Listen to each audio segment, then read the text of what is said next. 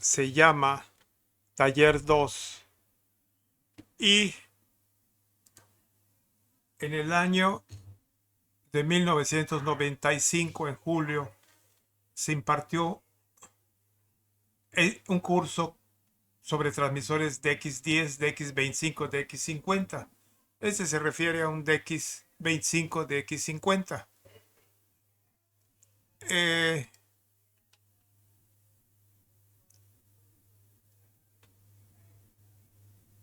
ah, Aquí está el programa. Está puesto en las notas PDF del folleto.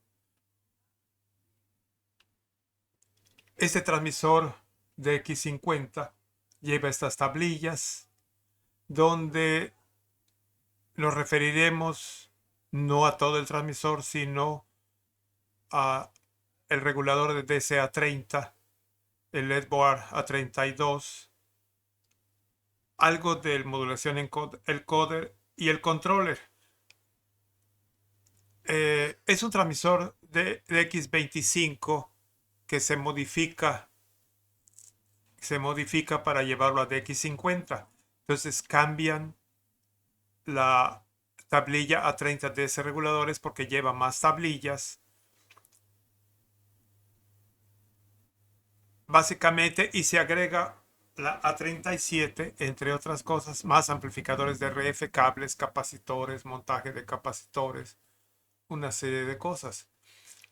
De esa plática sale esta hoja 25, que es el encendido del transmisor, la activación, porque está referido a eso, la activación de las tablillas de los relevadores K1, K2. K1, K2. Eh,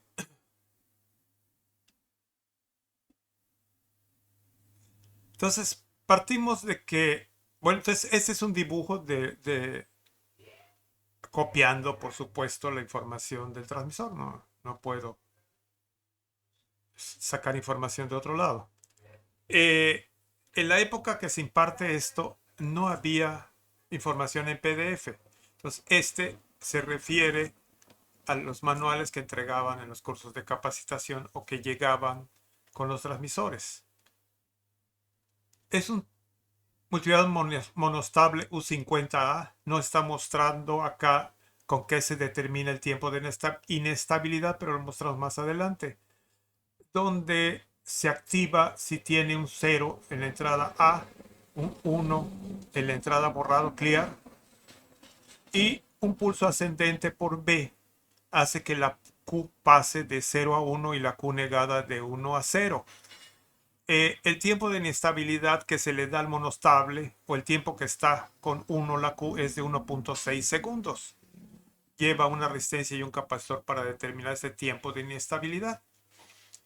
Para que haya un 1 en borrado, este U52D lo dibujan así, pero es una compuerta ahí. En otro dibujo ya lo pongo como compuerta ahí porque es más fácil dibujarlo. Entonces está este tipo de compuerta que es una O con inversores, entrada y salida, y otra O con un inversor a la salida, no O con tres entradas. Y para que esto opere tiene que tener por la entrada A, no dice aquí A, 0, por la entrada, pues no sé si A, lo aclaro más adelante, la entrada B, 0, y la entrada E, 0, para que den ceros en la O y 1 a la salida.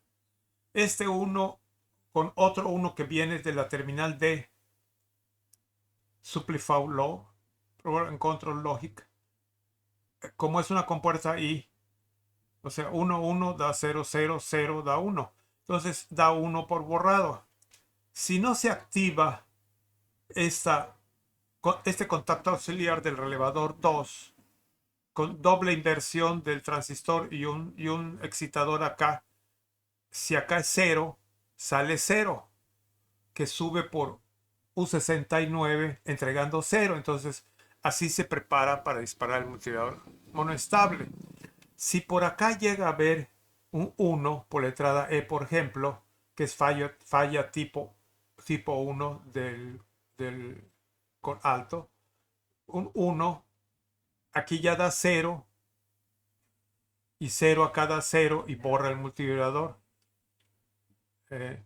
Bien, entonces estando las condiciones adecuadas, da un 1 acá, satura ese transistor Q5B, da tierra a un excitador de más 15 volts, da tierra y activa de alguna forma la magneta K1. La K1 con un contacto auxiliar normalmente abierto en, da más 22 volts a la terminal J715. Le quitan el rebote, ajustan el nivel de salida con un transistor Q5C, Q5B. Estos son dos transistores en esa época metidos en un integrado. 4 transistores. 222. Entonces da doble inversión, da 1. Ese 1 sale por la terminal J733 a cierta lógica de la excitación para que no marque falla. Y da un retardo con, lo dibujamos enseguida, de 0.3 segundos con U50, una resistencia, un capacitor U59A y U59F. Ese uno que sale retardado va a otra compuerta O, U58B, y da un 1J731, pero ya con un retardo, con la terminal llamada Underdrive Inhibit A. A32 LED board, A32 LED board. Luego se da otro retardo de 0.8 segundos, entra una O, ese 1 entra una O, luego una I, que si tiene uno del otro lado que viene de U59, 53C, viene el otro 1, U52B da un 1 a otra I, y si viene uno a su vez de la terminal D, sigue, continúa 1 que excita otro transistor Q5A, lo satura y activa de alguna forma la magneta, el relevador K2. Ese K2 cierra otro contacto auxiliar normalmente abierto, rebote, ajuste de nivel, y sale por acá un nivel alto que entra a un 58B y entra también a un 58A. Ahorita vamos a ver para qué. Ese nivel alto tiene otros retardos de 150 milisegundos, se invierte, da 0 y entra a un 53B, que debe de entrar 0, 0, 0 para que dé 1. El otro 0 viene de U53C, viene el 1, se invierte y da 0. El 0 que sale acá y otro 0, terminal 345, sale un 1. Ese 1, esta es otra compuerta ahí, habíamos dicho. 1 en la terminal 2, 1 por este resistor a la terminal 1 da 1, 1, 1 da 0.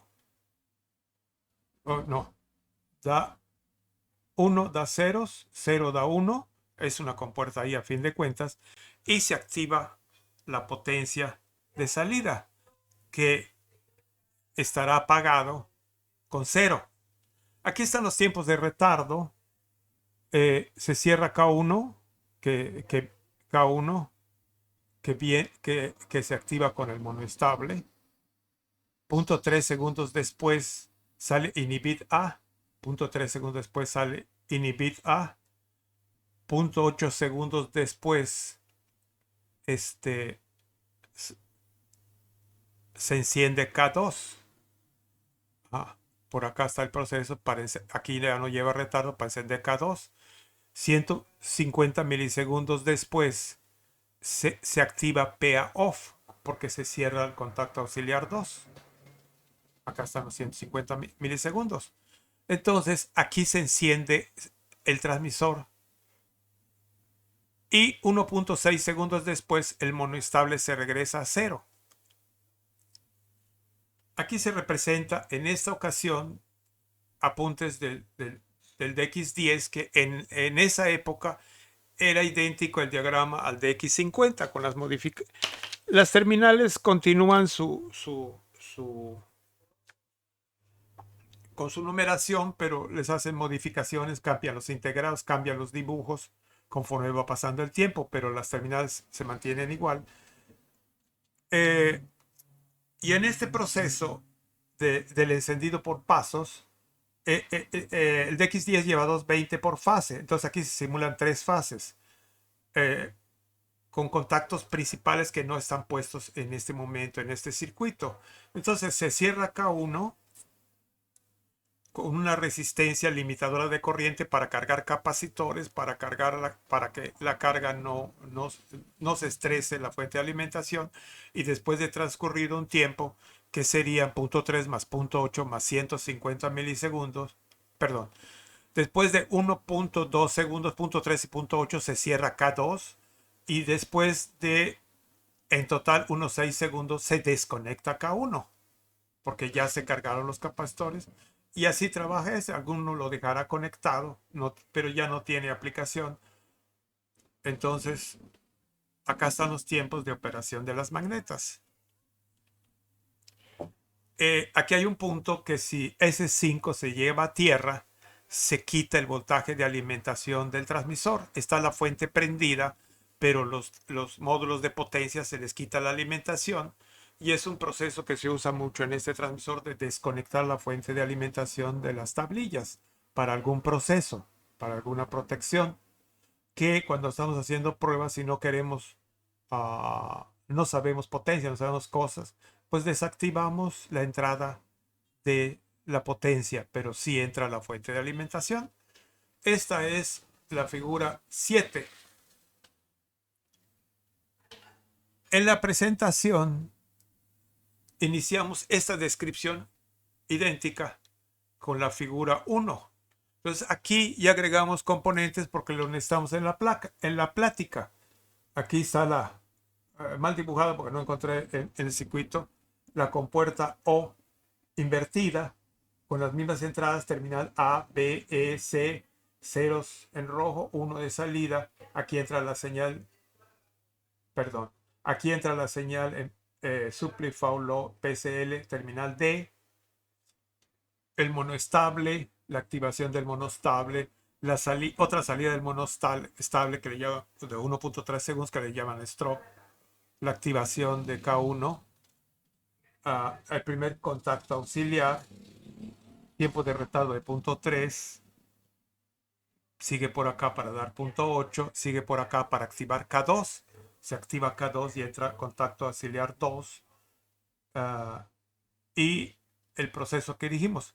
Por cierto, me regreso, podemos quedarnos aquí. Cuando se apaga K1, se desconecta el contacto auxiliar 1, pero se mantiene K2 cerrado porque el 1 que sale de U59B sustituye al 1 que sirvió para arrancar K2 y mantiene pegado K2 y mantiene a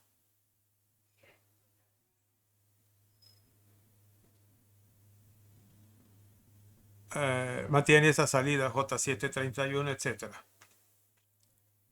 Entonces, este detalle no lo habíamos visto. ¿Por qué está puesto aquí una mezcla de cuadros y circuitos reales? Porque es para nosotros importante que el 0.3 segundos de retardo lo da R34 y C103. El 0.8 segundos de retardo lo da R33 y C104. Y el retardo de 150 milisegundos lo da R32 y C105. Es importante para esta plática. Acá está de nuevo los dibujos, mejor repitiendo la presentación.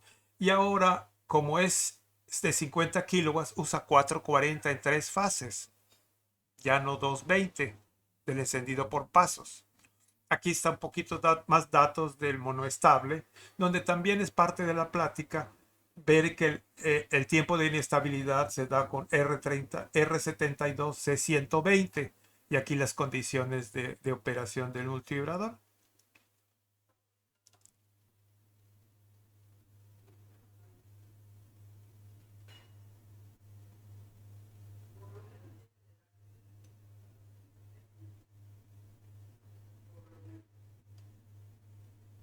En la figura 13 representa un ciclo ampliado de los relevadores. Está con alimentación de 220. Bueno, ya nos pasamos aquí. En la figura 3 están los 220, está más completo ya, nos vamos a lo que le llaman overall. Alguna de las hojas de acá está A36, que es Mode Encoder, A38, realmente A37 se agregó, A36 es del DX25, A38 es el control, A32 es el edval, A30 es el regulador, lo necesitamos para el dibujo. En un dibujo simplificado, para entender esta plática, está conectado de los relevadores. Bien, presentamos el relevador de estado sólido. El relevador de estado sólido K102 y K101 que van en el proceso de activación. Entonces, donde están los relevadores K1, K2 y sus contactos auxiliares normalmente abiertos y normalmente cerrados de cada magneta, está también los relevadores de estado sólido que activan los relevadores K1, K2. K102 activa K2, K101 activa con los contactos 2, 1, cables 15, 14, cierra 220 a la bobina K1. Aquí con terminales 1, 2 de relevado de estado sólido, cable viene 220, pasa cable 22, se cierra el contacto cable 19 y cierra la alimentación de 220, cable 13, cable 61, contacto CB1, cable 32. Entonces acá es 220, no hay 440 en este dibujo, pero sí lo lleva en los contactos principales los 440 volts. Entonces hay que tener cuidado con los voltajes. Para simplificar la presentación también, acá está la terminal TB3. Vamos a ver, uno de los dibujos debe estar acá. Acá está. Entonces, este es el PDF moderno del DX50, pero las terminales son similares de X10, de X25. Aquí están los relevadores de estado sólido, este es el circuito real, los tres contactos principales de K1, 7, 5 normalmente abierto, 21, quién sé cuál normalmente cerrado, de K2, 26 normalmente abierto, contactos principales, y 21, 17 normalmente cerrado. Entonces, este es TB3, estamos presentando TB3, un circuito de descarga, es parte de la plática. Fuente de alimentación es parte de la plática, fuente de alimentación de bajo voltaje que no se entrega. Podemos ampliarlo un poco. Que no se entrega más 8, nada más rectificado sin regular, menos 8, más 22 y menos 22, que es una de las lecturas en el tablero principal del transmisor y no tiene ajuste independiente. Ya movido el tap o movido de alguna forma el voltaje de entrada, están fijos los voltajes que entrega.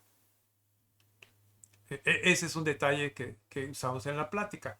Esa es la fuente de 230 volts, acá está 230 volts, y el circuito de descarga está dibujado diferente, pero esta es la información PDF que encontramos en el DX50. Puede haber otras versiones en PDF, pero en papel hay 2, 3 versiones diferentes, dibujos diferentes. Entonces, y a veces cambia de componentes. Entonces, por acá viene la línea de 230 volts, cable 222, y entra al proceso, a la resistencia de descarga que lo vemos más para allá. Pero esta es una buena referencia en la plática, las notas en PDF. Bien. Entonces, refiriéndose al circuito particular de TB3, donde está K1, K101, K2, K102, van 6 cables, 6 hilos identificados con el paquete, con el paquete 99 de TB3 a J7, el regulador de DC. Hay puentes casi directos de J7 a J3 internos en el regulador de 7 y de J7 a J4. Del regulador DC por el cable 517 salen 20 hilos, donde solo vemos los que nos interesan de J3 a J5 del controller. El controller es el que maneja todo y los demás pues son pasos por alguna razón determinados por el fabricante.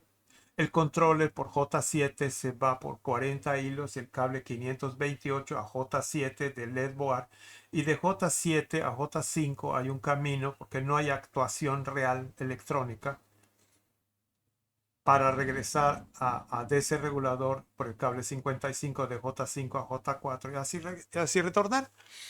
Entonces, en nuestro circuito hablamos de que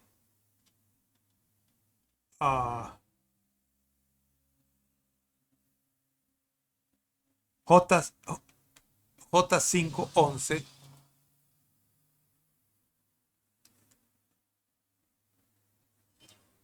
J511 J57 activa K1. J5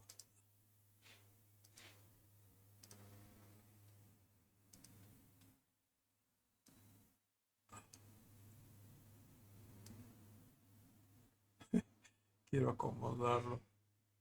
Entonces, J5 activa K1 y nos vamos acá.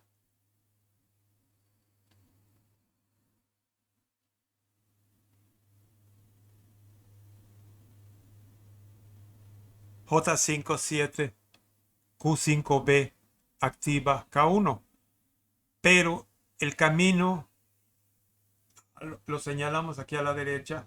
El camino real detallado es de J57 Q5B, pasa a J37 a J737 por el cable 99, por el cable 99 que está por allá. De J37 se va a J76.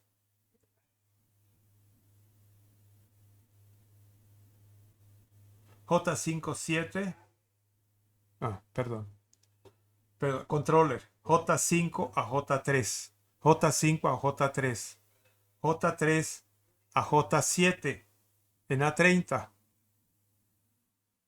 Por el cable 9 se va a TB3 y aquí pone tierra en todo este trayectorio al relevador de estado sólido. El lado positivo del relevador de estado sólido será una fuente de más 15 volts A38, que es el controller, R106, J55 del controller, J75, J35, perdón, enfrente es J35 de cable 517. J5, J75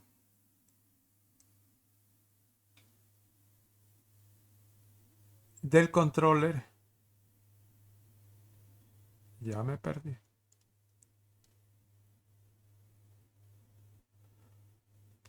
J76 cable 9, no, J75 TB38, la parte positiva del relevador de estado sólido,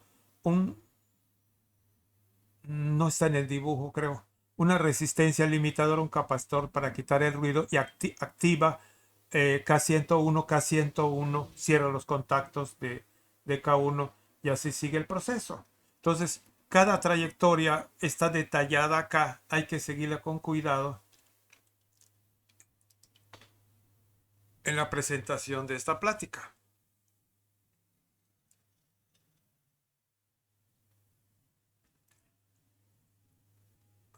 Bien, aquí se repite lo que estamos diciendo, entonces pasa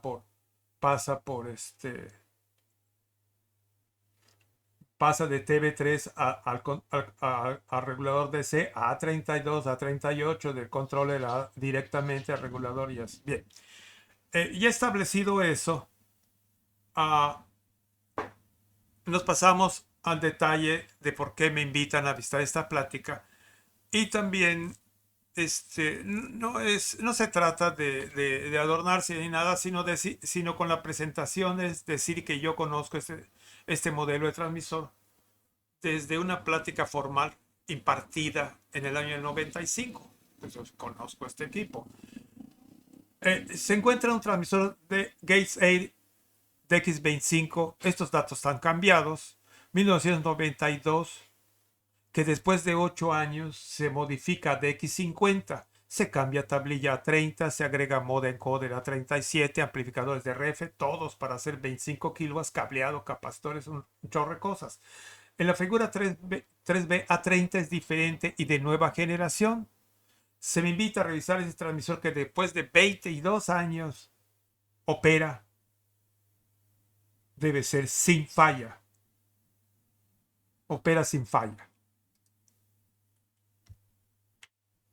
Sí lo podemos modificar porque está en Word. Opera sin falla. El equipo se revisa y se activa. La fuente entra en un solo paso y no se escucha el sonido de encendido por pasos. Como se observa que ya se cambió 101, 102 por otro más moderno y tiene LED indicador de encendido. Y se observa que cuando suena ¡plac! Así, un sonido fuerte, un solo sonido fuerte, prenden las dos magnetas y no se apaga K101. No se... Bien.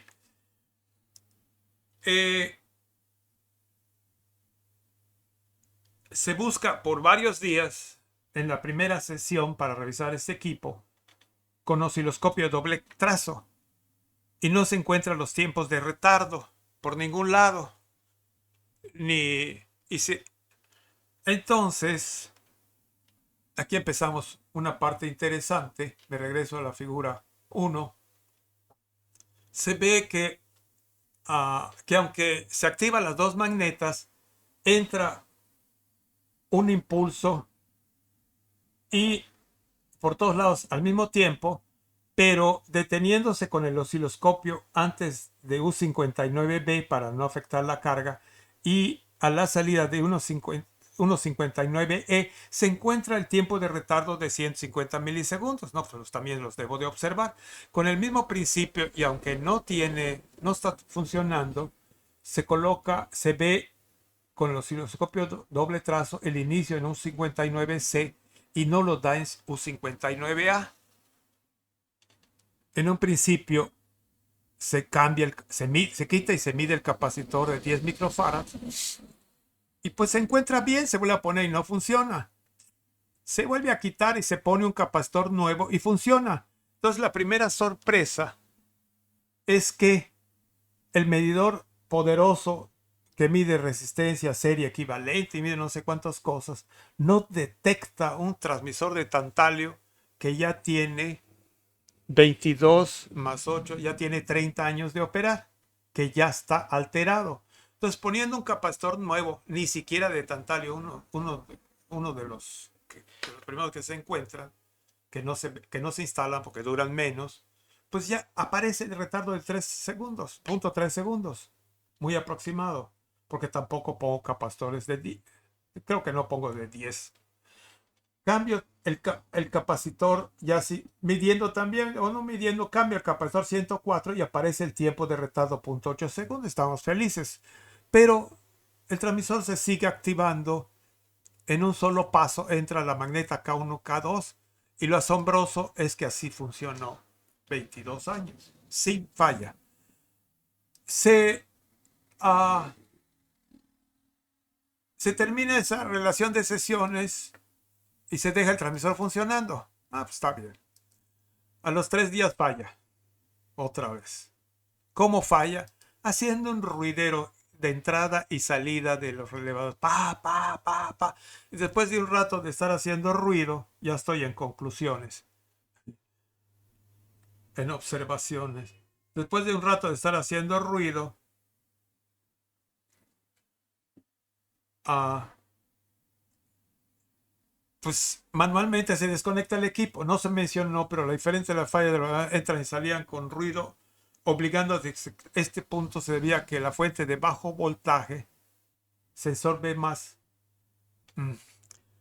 ¿Y qué sucedió? ¿Y por qué falló? ¿Por qué presentaba fallas ahora? Bueno, aquí ayuda mucho algo que no estoy presentando, pero es parte del transmisor. Este dibujo. Este es el dibujo de la nueva fuente,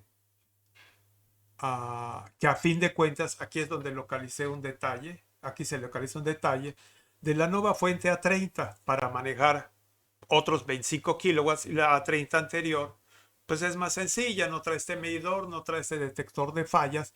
Entonces aquí se vuelve a dibujar, esta es una fotografía, se vuelve a dibujar las terminales de este multímetro. ¿Y qué hace DS1? Y está prendiendo DS3, que dice que la fuente de 5 volts está mal. Entonces esto en la pantalla del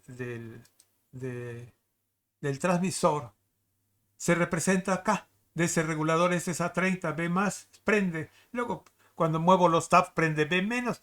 Pero todos vienen de un complejo.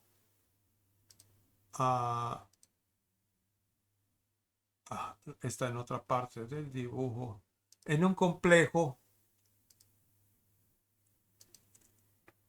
de mediciones que salen a la tablilla principal, pero este es A30, la hoja quién sabe cuál, y aquí están los LEDs que prenden para indicar la falla. Entonces ya es más fácil y dice que la fuente de 5 volts está bajo de umbral. Entonces se corrige, se le sube con un regulador de voltaje a esa fuente y se quita la falla por la cual me invitaron. Pero yo no sabía que, no, ya estoy hablando de conclusiones, no sabía ni entendía qué estaba haciendo a fin de cuentas. Por eso lo hago en el segundo viaje que me invitan, afortunadamente. Y ya no me querían invitar. Pero bueno, siempre sí. Y pues doy las gracias por la invitación. Entonces, esto y el dibujo de lo que es todas estas fallas, nos llevan a localizar más la falla. Porque no solo fue ese punto de falla.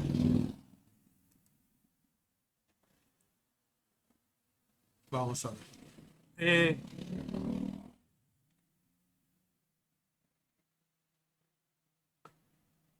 Otros desperfectos encontrados es también de la misma A30, que movíamos un cable y marcaba falla y veíamos que el LED prendía. Ah, no, pues es esto. Y medí y no estaba bien en el umbral. Resulta ser que el conector se movía hasta con el aire. Y bueno, se quitó. Ya no le aprietes todas las patas, solo apriétale la pata J65 y la terminal J65. Se quitó esa falla. Entonces aquí era un contacto. Ah, donde puse un medidor no marcaba, estaba, cambiamos, había refacciones, cambiamos el galvanómetro, no, pues cuando lo destrabé, no, los dos galvanómetros están bien, regrésalo. Y encontramos un cable suelto donde dice 2 soldaduras defectuosas, realmente encontramos 2 diodos invertidos. Y circuito desactivado de descarga. ¿Por qué? ¿Por qué desactivados? Porque entrando y saliendo desde el principio quemó el circuito de descarga y no lo volvieron a poner porque no tenía el encendido normal. Y ahora nos vamos a cómo se localizó el, me detengo acá. Es esto para ver, porque hice dibujos, hice un montón de dibujos que no estoy presentando, que no tiene caso, porque no me llevaron a encontrar lo interesante de esta plática. Bien, Cuando se compra un regulador de DC nuevo, trae modificación, trae otros dibujos, trae una pequeña modificación, las mismas terminales, idéntico, cambian los integrados, pero la operación no cambia los números de integrados en PDF. Y yo sigo con los números de los integrados en papel, porque en esa época hice la plática y tengo los diagramas. Bien, aquí está la A30 del DX25 y aquí está la A30, el cambio de DX50 moderno, donde observen que J47 a J72 se le agrega un divisor de voltaje y es para proteger el regulador de estado sólido y no entre tanto voltaje. Hay un capacitor por allá adicional que, pues, se pone por fuera el que vino a hacer el cambio, que es un experto, porque el experto de fábrica se traslada de la fábrica al lugar para hacer el cambio. Y es una locura cuántas tablillas cargó, cuántas cajas de capacitores, cuántos conectores. O sea, todo un transmisor de 25 kilowatts con algunas tablillas nuevas. En principio, la parte de RF desarmado cambia la impedancia del acoplador, porque la impedancia del acoplador de salida a 50 ohms es uno para 50 kilowatts y es otro para 25 kilowatts. Entonces, hubo un detalle que localizamos pues midiendo con el ómetro, midiendo por acá, midiendo por allá y otros en el segundo viaje. Perdón, desde el primer viaje localizamos un cable que no estaba conectado y todo funcionaba de maravilla en un solo brinco. Este cable 6 no estaba conectado. Como se quemó esto, pasaron el 6 acá y el 17 arriba. Por el 6, encontrando en el dibujo la diferencia, un cable suelto que no debería de permitir operar el transmisor porque no estaba, les muestro acá, el cable 6 es J717, entonces no tenía señal de entrada para activar el transmisor. K2 sí tenía señal para entrar, pero el contacto normalmente abierto de K2 no tenía cable conectado.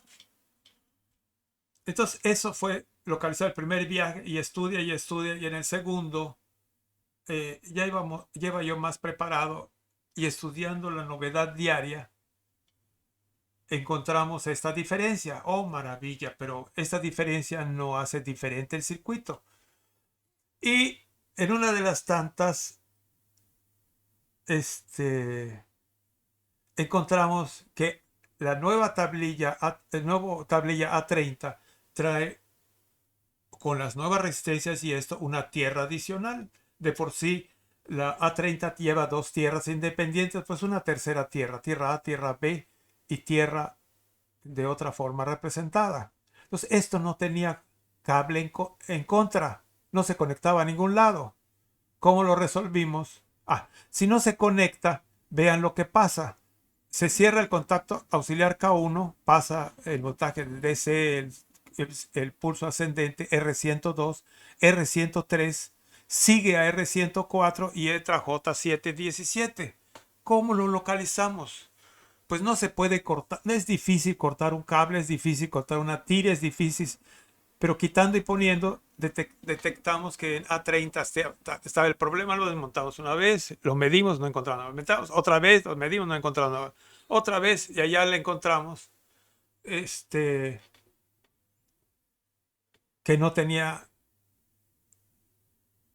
perdón, antes de eso desconecté R36, que es la entrada de J717. J717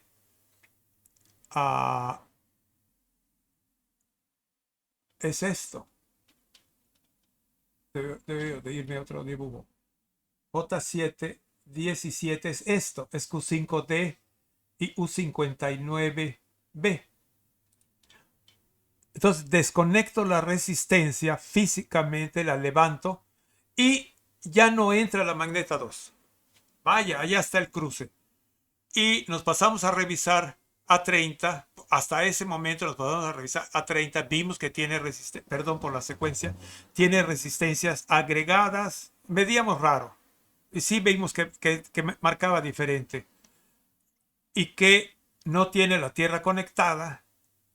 Se conecta un cable de A o B tierra a un puente de J74. A este punto se aterrizan los resistores R103, 104 y entonces ya la señal pasa R102, 103 y tierra. Ya no se induce en, en la trayectoria de terminal 6. Entonces, ya teniendo el encendido por pasos, ya localizando quién es el problema, ah, entra sin activarse la magneta, conectamos, me ayudó, tuve un buen ayudante, se regresa la resistencia a su lugar, se conecta el cable 6 y ya entra K2 en forma normal. Entonces, y aquí no le puse conclusiones. El transmisor operó 22 años sin tener habilitado el encendido por pasos. Al poner nuevo A30 no se proporciona tierra a los resistores R103, 104. El medidor RCL no detectó daños en varios capacitores de tantalio de 10 microfarads. El cambio más importante en el transmisor no fue daño en el circuito o no se puede encontrar una falla si esto no existe. Con esto quiero decir que estamos buscando una falla. Y para poner el encendido por pasos no fue una falla. Fue una tierra que no se conectó desde la instalación cuando se hizo el cambio de un señorón en el trabajo de armar transmisores.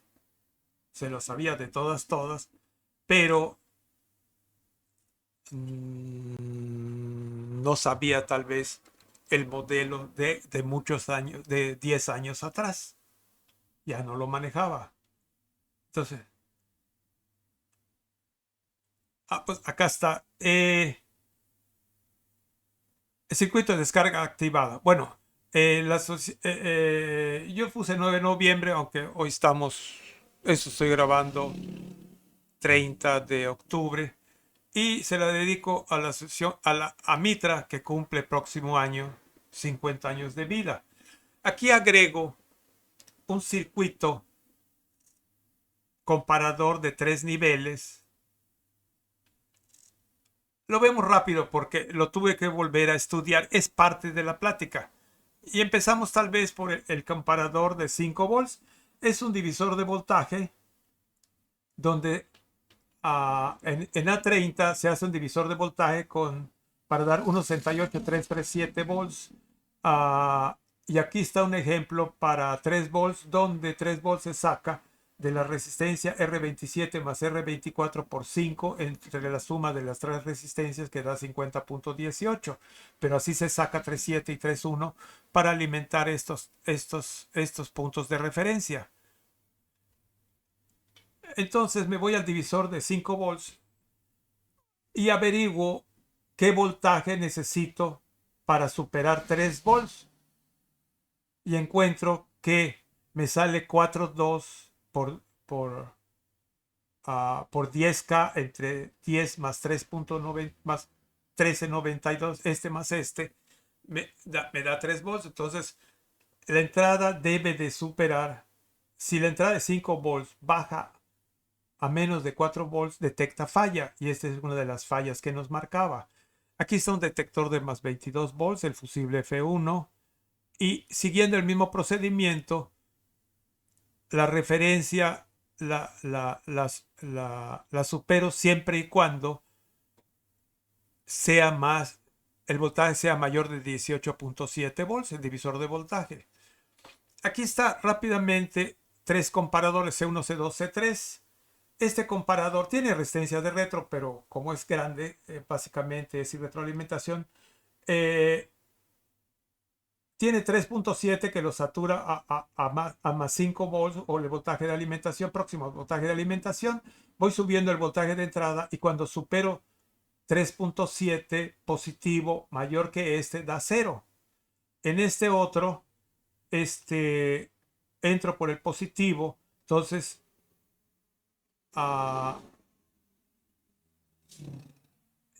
3 volts supera y se va a cero. Cualquier voltaje bajo, abajo de 3 volts, voy subiendo, no pasa nada. Cuando supero los 3 volts, a esta entrada positiva se va a 1.